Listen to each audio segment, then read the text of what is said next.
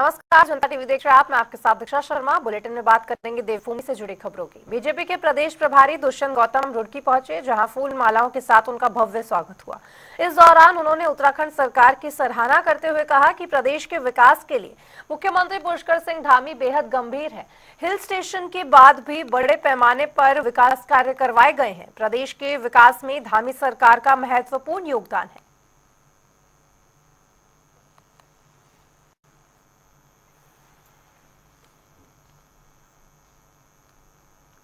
तो वहीं जौनसार बाबर चिकित्सा जनजातीय क्षेत्र में बूढ़ी दीपावली की शुरुआत हुई है। 5 दिनों तक मनाए जाने वाले त्योहार को लेकर स्थानीय लोगों में खास उत्साह देखने को मिल रहा है। इस खास अवसर पर जौनसर बाबर के ऊपर बन रही डॉक्यूमेंट्री के सुप्रसिद्ध निर्माता निर्देशक जयप्रकाश अपनी पूरी टीम के साथ जौनसर पहुंचे, जहां पारंपरिक वेशभूषा पहने महिलाओं और पुरुषों की ढोलकों पर थिरकते हुए डांस को अपने कैमरे में भी कैद किया।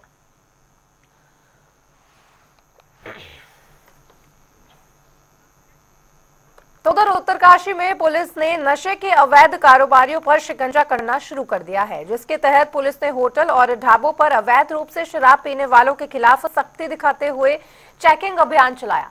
इस अभियान के तहत 55 लोगों के खिलाफ विरुद्ध पुलिस एक्ट में कड़ी कार्रवाई भी की गई है।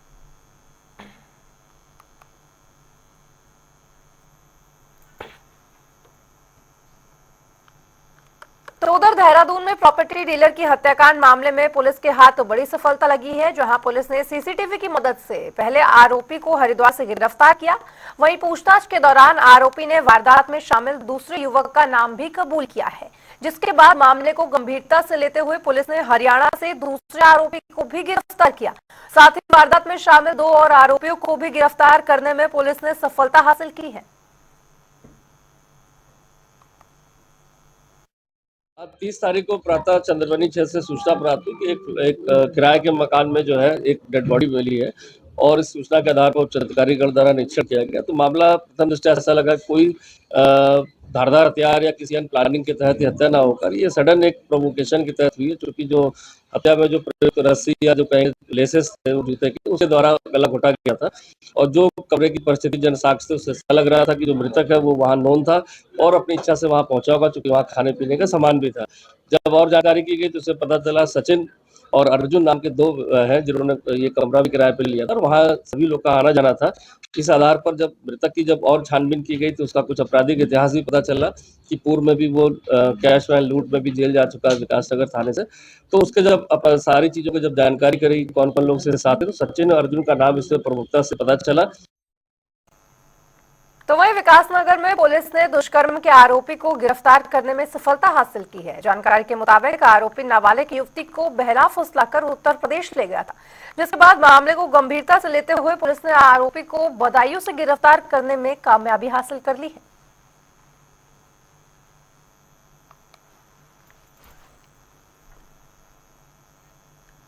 तो उधर काशीपुर में पुलिस ने चोरी गैंग का पर्दाफाश किया है और इससे पहले शातिर चोर किसी बड़ी वारदात को अंजाम देते पुलिस ने चोरों का भांडाफोड़ कर दिया। सूचना के आधार पर पुलिस ने कार्रवाई करते हुए 3 आरोपियों को गिरफ्तार किया। साथ ही अपराधियों के कब्जे से अवैध हथियार भी बरामद किए। पूछताछ के दौरान पुलिस ने चोरी का सामान भी जब्त किया है। कुछ संदिग्ध लोग जो है वो घूम रहे हैं और चोरी भी कर सकते हैं। तो कल भी ऐसी सूचना आई तो हमारे सब इंस्पेक्टर सुनील को एक सूचना आई थी, तो ये अपनी टीम लेके मौके पे गए तो शुगर मिल के पास 3 लोग संदिग्ध अवस्था में घूमते हुए मिले। तो जब उनकी तलाशी ली गई तो 2 लोगों से तमंचे और जिनका कारतूस बरामद हुआ और 1 से ज़्यादा चाकू बरामद हुआ। फिर जब उनको थाने लाया गया और सख्ती से पूछताछ की गई तो उनको बताया गया कि हाँ साहब, हमने कुछ दिन पहले एक चोरी भी की है। तो उनकी निशानदेही पे फिर चोरी का जो माल था वो भी बरामद किया गया। तो उधर उत्तरकाशी से हैरान कर देने वाला मामला सामने आया है, जहां खाई में गिरने की वजह से गाड़ी हादसे का शिकार हो गई और इस दुर्घटना में एक युवक की मौत भी हो गई। हादसे की सूचना मिलते ही पुलिस और एसडीआरएफ की टीम घटनास्थल पर पहुंची, जहां पुलिस की टीम ने ग्रामीणों की मदद से गाड़ी को खाई से बाहर निकाला। फिलहाल पुलिस ने मामले को गंभीरता से लेते हुए आगामी कार्रवाई भी शुरू कर दी है।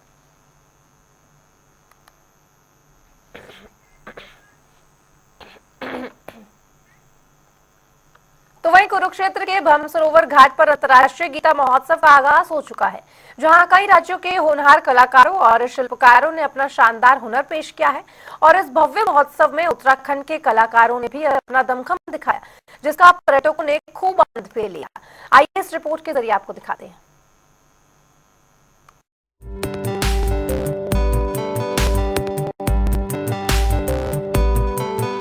हरियाणा की धर्म नगरी कही जाने वाली कुरुक्षेत्र में एक बार फिर से अंतर्राष्ट्रीय गीता महोत्सव का आयोजन किया जा रहा है।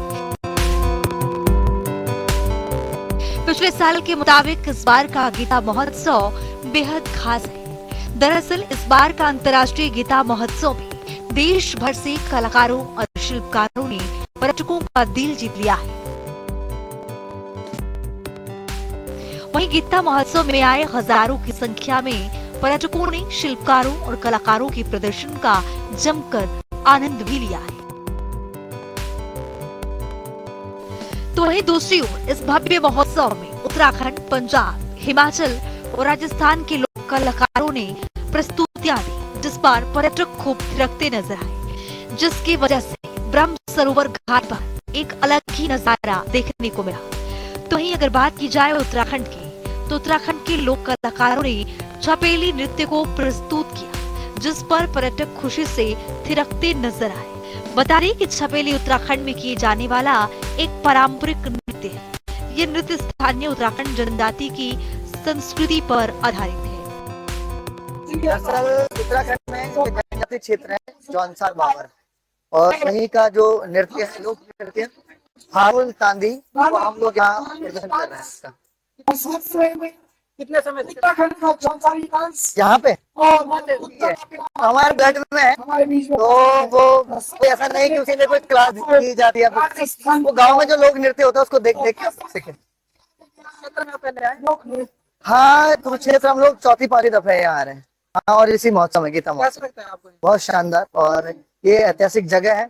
यहाँ महाभारत कौरवों का युद्ध हुआ है, तो ये हमारी ऐतिहासिक भूमि, हमारा इतिहास यहाँ है, तो जाहिर सी बात बहुत जबरदस्त। संजय दयाल सर, मेरा नाम आंचल है, आंचल वर्मा। आपको बता दें कि अंतर्राष्ट्रीय गीता महोत्सव जो 15 दिसंबर तक चलेगा, इस महोत्सव में पर्यटक लोक कलाकारों के प्रदर्शन को अपने कैमरे में कैद करने में लगे हुए हैं। हर कोई इन पलों को जीने में व्यस्त है। मेले में शिल्पकारों के हाथों की कला की हर कोई तारीफ करने में लगा हुआ है, क्योंकि आयोजन हर साल की तरह इस साल भी यादगार बन चुका है। स्पेशल रिपोर्ट, जनता टीवी।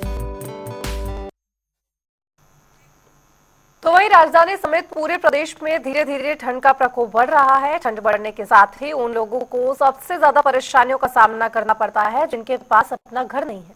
ऐसे में नगर निगम ने ठंड से निपटने और बेसहारा लोगों को सहारा देने की तैयारियां शुरू कर दी है। में जो हमारे 5 रेन बसेरा है, जिसमें घंटाघर वाला रेन बसेरा का संचालन एनजीओ के थ्रू किया जा रहा है।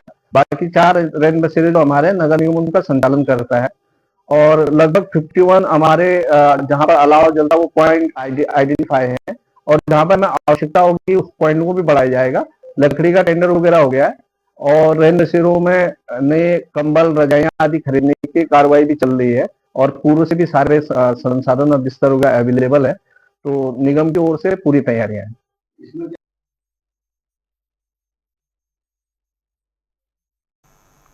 तो वहीं देहरादून में अब ट्रैफिक के नियमों का उल्लंघन करने वालों की खैर नहीं है। एसएसपी के पहल के तहत तो पुलिस यातायात नियमों का उल्लंघन करने वाले वाहन चालकों के खिलाफ कड़ी कार्रवाई कर रही है, जिसके तहत पुलिस ने सख्ती दिखाते हुए बिना हेलमेट और ओवर स्पीडिंग, साथ ही रैश ड्राइविंग करने वाले युवाओं का चालान काटा है। इसके अलावा पुलिस ने युवाओं के परिवारजनों को ट्रैफिक के नियमों के प्रति जागरूक भी किया।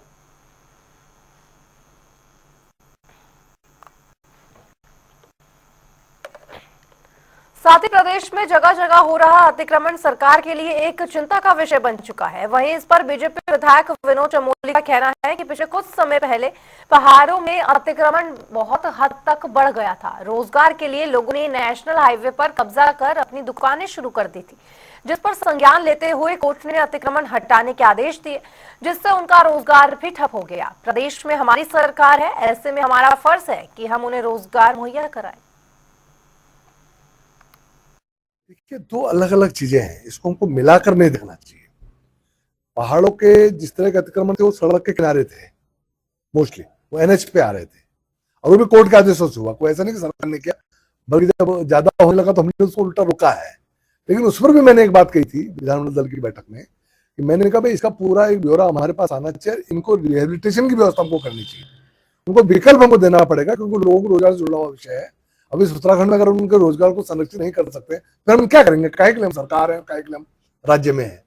तो मेरा ये मानना है कि जिन लोगों को वहां से उजड़ना पड़ा है, जाना पड़ा है, और आवश्यक भी रहा होगा तभी ये काम हुआ है, लेकिन उनके रोजगार के संरक्षण के लिए हमको प्रयास करने चाहिए। तो उधर हरिद्वार में तहसील दिवस का आयोजन किया गया और इस दौरान कार्यक्रम में डीएम ने जनता दरबार लगाकर लोगों की तमाम समस्याएं भी सुनी। साथ ही मौके पर मौजूद अधिकारियों को समस्याओं का समाधान करने का निर्देश भी दिया। इसके अलावा जनता दरबार में डीएम ने लापरवाह अधिकारियों को जमकर फटकार भी लगाई।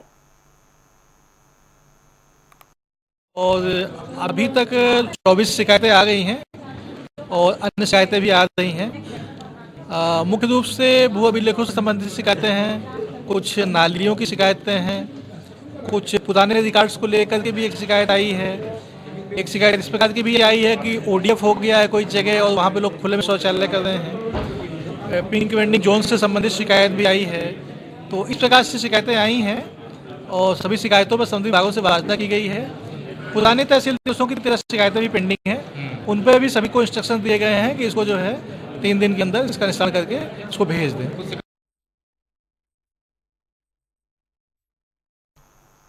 तो उधर लैंसडाउन से बीजेपी विधायक दिलीप सिंह रावत ने मुख्यमंत्री को पत्र लिखा है, जहां उन्होंने कहा कि संरक्षण अधिनियम पर चर्चा के लिए विधानसभा का 1 दिन के लिए सत्र बुलाने का अनुरोध किया है। साथ ही उन्होंने चेतावनी देते हुए कहा कि अगर सरकार सत्र नहीं बुलाएगी तो सदन में नहीं जाएंगे। वहीं बीजेपी विधायक विनोद चमोली ने भी दिलीप सिंह रावत की बात पर सहमति जाहिर की है।